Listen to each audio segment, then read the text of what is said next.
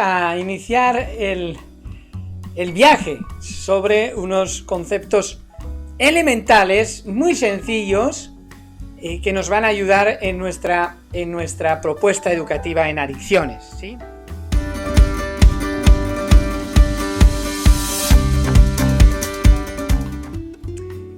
Vale, todas las ideas, ¿por qué llegan a donde llegan? Es decir, cuando nosotros establecemos una idea, proviene del conocimiento, que es una bombilla, que es un folio, que es un micrófono, que es una televisión. Todas estas imágenes llegan a nuestro conocimiento, a nuestra interpretación por el conocimiento, ¿de acuerdo? Es decir, ¿por qué sabemos que un folio es un folio? Todas las ideas han llegado a nosotros a través del conocimiento, es decir, la percepción viene a través del conocimiento. Por ejemplo, ahora, ¿qué percibimos aquí? La imagen de un rostro, de un ser humano, o varios animales. Si nos acercamos, ¿ven? Si nos acercamos, vemos aquí, parecen ojos, pero realmente son todo animales. Aquí tenemos canguros, elefantes, pero percibimos de forma diferente. Por ejemplo, aquí el efecto de la percepción es muy claro en las dimensiones, pero no existe, es decir, es un cuadro plano, pero nos parece. Aquí vemos una flor, pero también la imagen de una mujer. ¿Qué ves? Y esto tiene importancia a la hora de comprender una adicción y comprender cómo funcionamos. Aquí un jarrón o dos rostros. Es decir, percibimos en función del conocimiento. ¿Cuál es más grande de estas imágenes? La sensación que nos dan es que esta imagen es más grande, pero son exactamente iguales. Percibimos de esta forma. ¿Cuántos ciervos vemos aquí? Pues es evidente que vemos uno seguro, pero también hay otro aquí, ¿ven? Es decir, la percepción de la situación, cómo percibimos las cosas, cómo percibimos las situaciones, cómo percibimos y sobre todo, cómo interpretamos, ¿de acuerdo? Porque las adicciones son secretos mejor guardados, sobre todo en foros o en contextos religiosos, porque se asocia a una gran culpabilidad, ¿de acuerdo? A una gran culpabilidad. Y esto suele ocurrir, que en este tipo de contextos las iglesias no aporten gran luz, o por lo menos necesitemos más luz en cuanto a cómo tratar una adicción, un adicto o su entorno.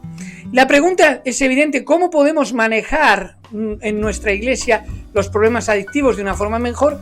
Porque existieron y existirán, aunque no sean a sustancias. Cuando nosotros percibimos, por ejemplo, hemos conseguido entrar en un cerebro adicto, en una persona que no consume drogas y en una persona que sí, científicamente hemos demostrado, a partir de la imagenología de compositrones, que los receptores dopaminérgicos, estos de aquí, los receptores están, digamos, más afectados, reciben menos estimulación o perciben la realidad de una forma diferente. Y esto no es voluntario, no es que el sujeto tenga que hacer un esfuerzo. En el contexto religioso encontramos que Dios, por medio de sus siervos, se propone que oigan su voz. ¿Quiénes? Los enfermos, los desdichados, los poseídos de espíritus malos. Es un lenguaje religioso. Por medio de sus agentes humanos quiere ser un consolador como nunca conoció el mundo.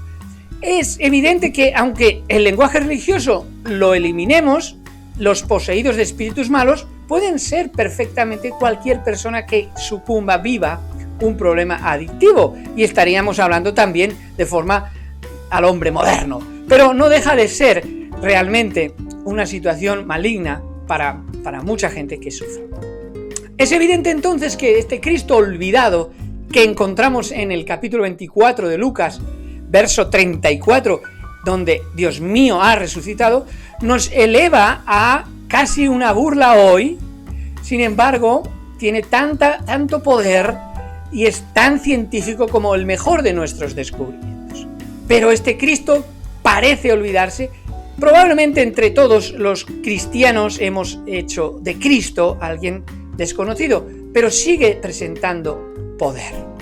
Y lo vamos a ver en este pasaje del camino hacia Emaús, donde hay una sensación de fracaso en la ciudad del éxito, en Jerusalén, no me siento bien, no sé llegar a la fe, cómo percibir la fe, necesito una mediación sagrada porque el hombre es un ser finito y Dios es algo infinito, porque Dios es trascendental y el hombre es intrascendente, y suceden extrañas situaciones en el pasaje que nos llevan a una autonomía moral, es decir, a funcionar de forma autónoma, que es como deseamos funcionar. ¿Cómo llegamos entonces a la fe? La fe en el tratamiento, la fe en la ciencia, la fe en la recuperación, pero sobre todo la fe en ese Cristo olvidado. El mismo día, he aquí 2 de ellos iban caminando hacia una aldea cuyo nombre era Emaús, que dista aproximadamente a 11 kilómetros de Jerusalén.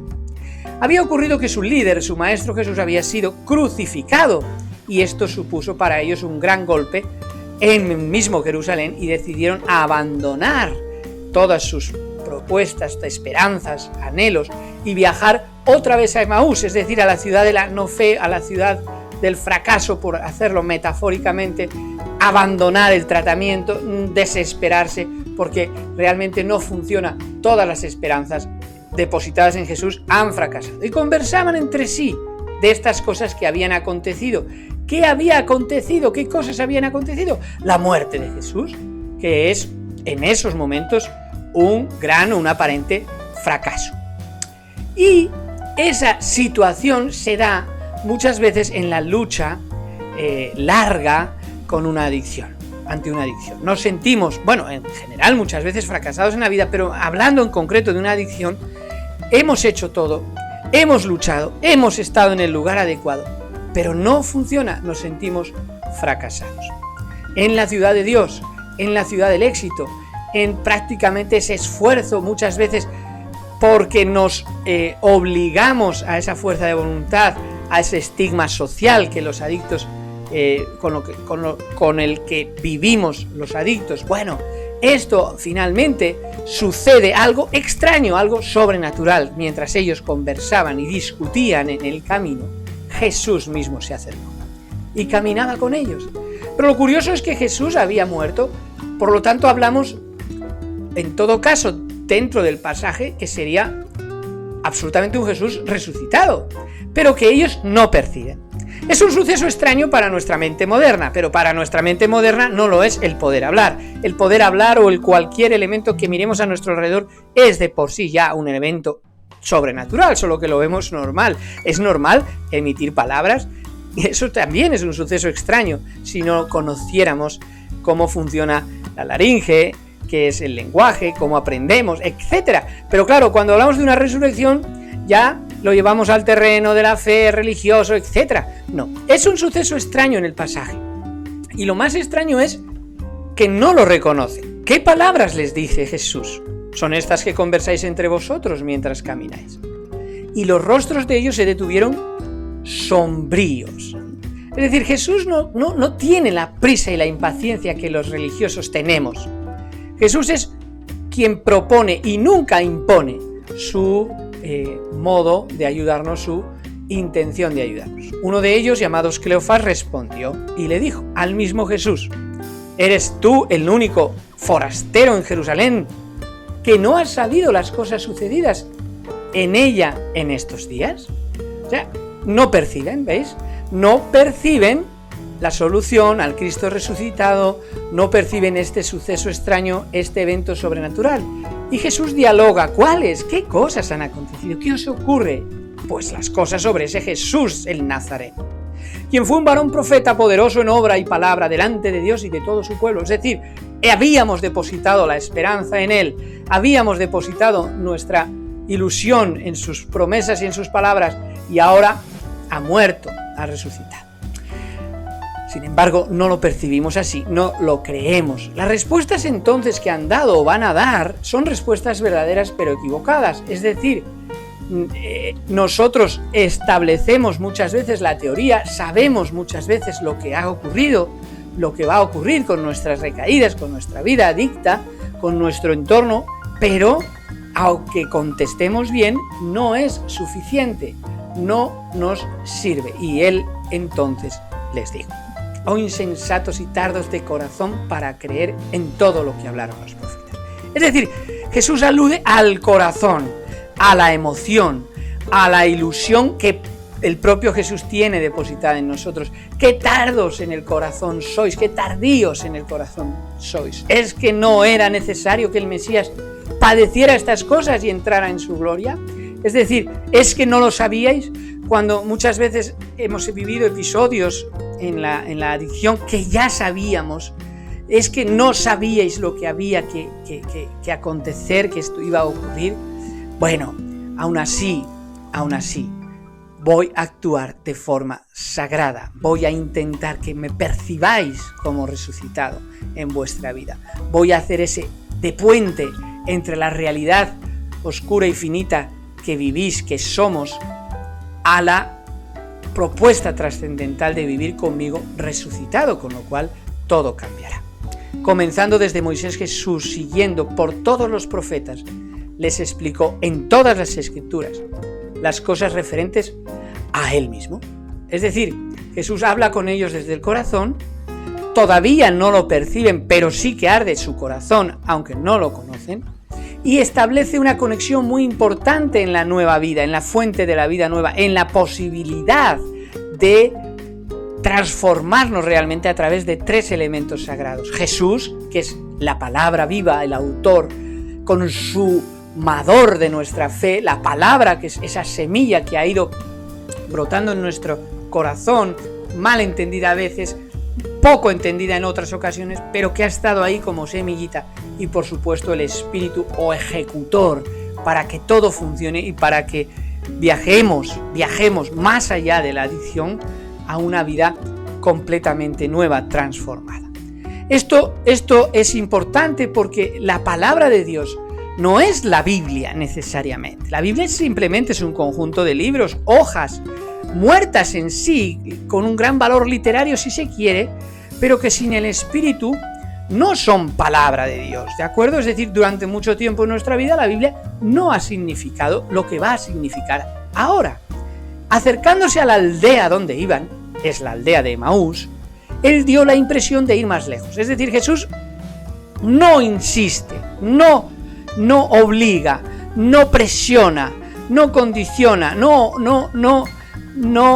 coacciona, hace como que se va, pero claro, para ellos que están constreñidos, es decir, ellos lo constriñeron diciendo, no se te lo obligan, quédate con nosotros, pues está anocheciendo y el día ha declinado, entró pues a quedarse con ellos. Es decir, lo que provoca Jesús es una necesidad de agua, una necesidad de creer, una necesidad de vivir.